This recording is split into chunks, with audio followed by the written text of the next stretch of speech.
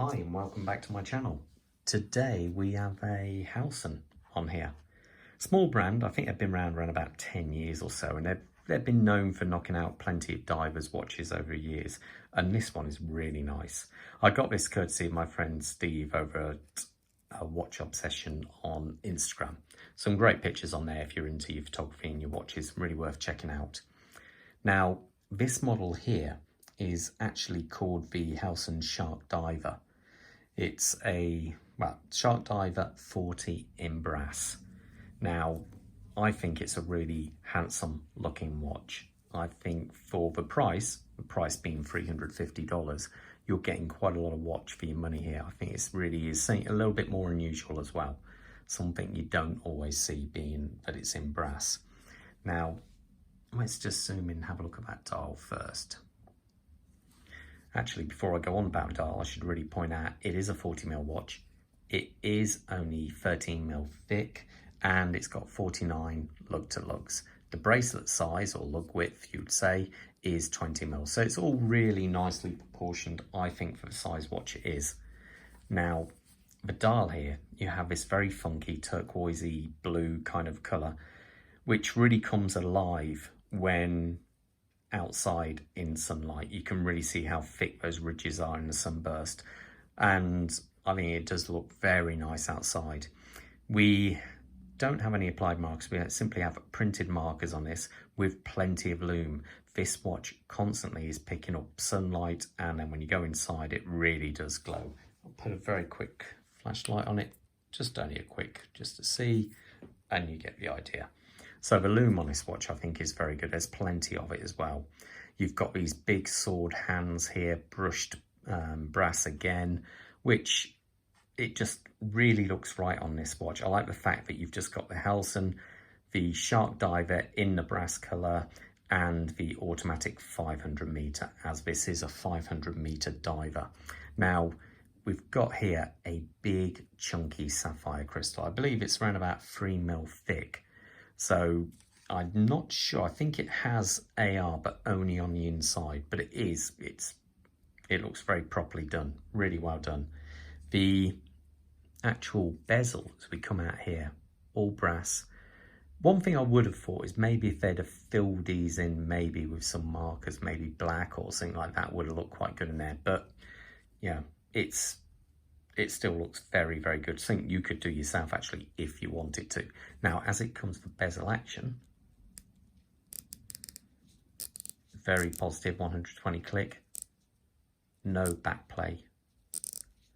Really is quite a nice bezel.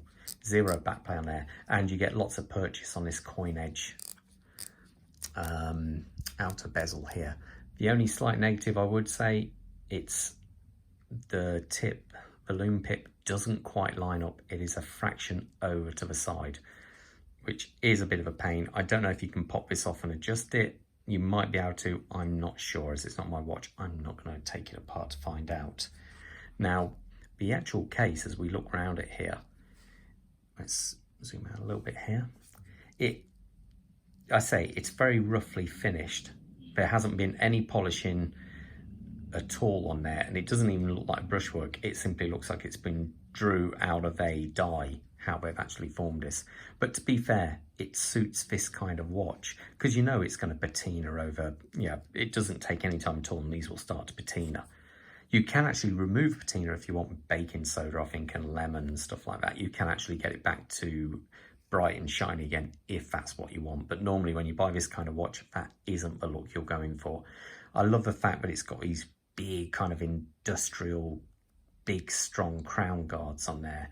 They really are really chunky. Yeah, the fact that even does it quite line up? Let me see, is it? Yeah, that pretty well lines up. That's pretty good. The sign crown, which is a screw down crown, does actually line up, which is pretty impressive. If I take the strap off here, I should actually say this is just a strap my friends actually put on there. I think it works really well, being it has all the brass hardware on there. Normally you get an ISO diver like this on here, or I must admit, I think something like a brown, not this brown, unfortunately, brown strap I've got is out at the moment. Someone's got that, but something like a brown strap on the on this brass I think would also work well. as we look round here, you actually have a titanium Caseback. So I love the fact you've got brass on the, brass body, titanium case. It really is, I think, quite, for $350, I think you're getting quite a lot going on here. And I love the fact that it's got this rather, it's got a nice bit of engraving, but they haven't overdone it. I sometimes find it irritating when you have too much engraving going on the back, but sometimes I feel it can rub on the back of your wrist. I'm not fond of that.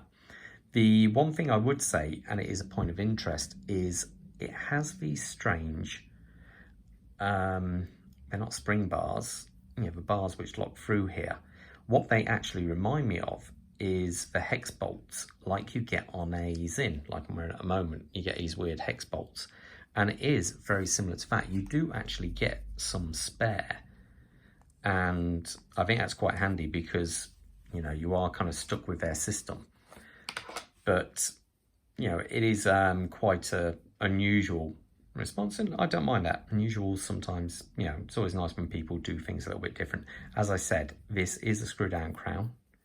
You can see the threads there and the gasket. There you go.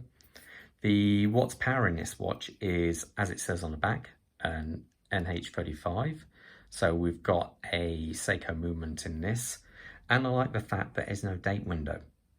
So it's kept just simple, and I do like that. I think this watch has got a lot of plus points going for it. I love the fact that it's kind of the look and finish of a watch. It stands out. I do like that. The loom, I think, is very good. The hands are kind of quite cool, actually. I like the fact that the crown actually does line up, which is really unusual. Another thing I must say is this. You get a really nice watch roll with the actual, comes with a watch. And it's so much better than a bog standard box, especially at this price point. Normally you're getting a very cheap box, like a cardboard box, which comes with the watch, or if it's a nice box, say like a nice wooden chunky one, you're thinking, am I just simply paying for the box? So that's one thing I do quite like. I think that you're that handy. Nice leather roll. The negatives maybe the spring bars, I wouldn't say, it's tough. They're unusual and different, which means if you do damage them and you damage the second set, you have got to go back to them to get another set, which could be a slight problem. Obviously the bezel not lining up, that's a little bit of a shame. Possibly a dome crystal would have been nice, but hey, who knows? I'm going to put the watch on so you can get an idea on my wrist. So that is in UX at the minute. Just put this on off camera, it's a little bit easier. Remember, my wrist size is just a fraction over 7 inches. Let's put this on. Draw a line in this up. There we go. Okay. Is this a watch I would buy? I certainly think so. I think it's a really nice watch. And there we go on my wrist. Yeah. I think it really is quite a handsome looking watch. Definitely a bit more masculine maybe, this one, but I think the 40mm they've absolutely nailed it. I would say it is, since it's only 13mm and it is a 500-meter diver, that is quite impressive. So yeah, I must say I really like the watch. I've been wearing it for about a week now, and timekeeping seems pretty good on it.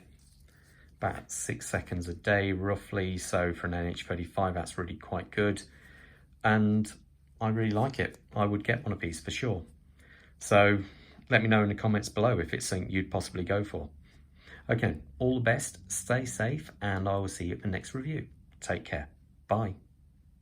Automatic 500-meter water resistancy, which is all you need, and I like that. The actual